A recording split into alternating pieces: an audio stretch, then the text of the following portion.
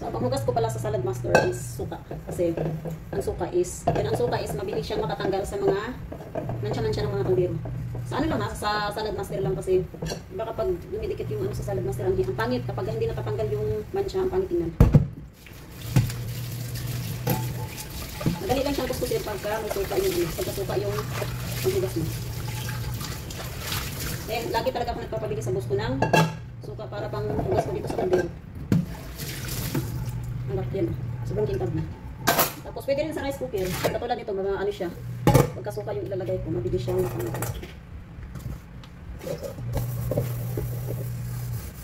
Hindi na kailangang idiin masyado. Kasi yung suka, ano siya, nakakalambot siya sa ano.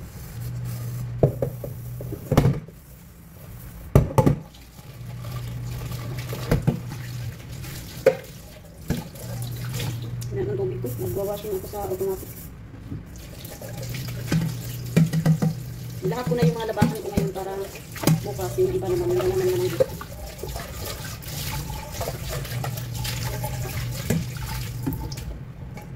Diba? Is lalo na to sa ano rice cooker. Mga salad master. Hirap pang galing.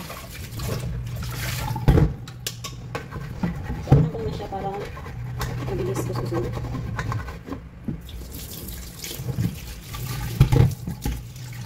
Tinuro dati na pwede mo siyang, ang gagawin mo is yung suka at saka yung dishwasher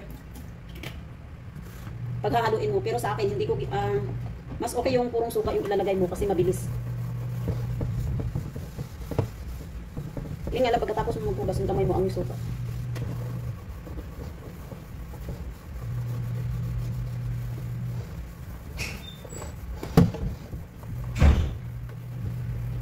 Kuya? Sa ko tama?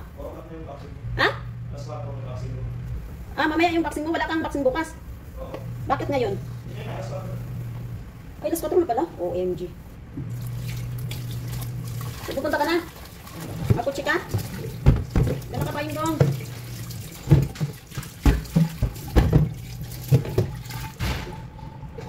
Mabilis. Mabilis na trabaho.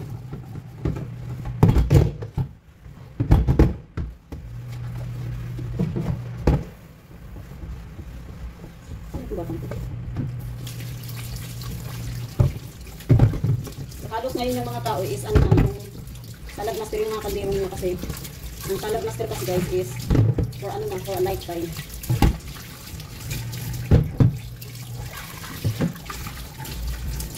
Diba?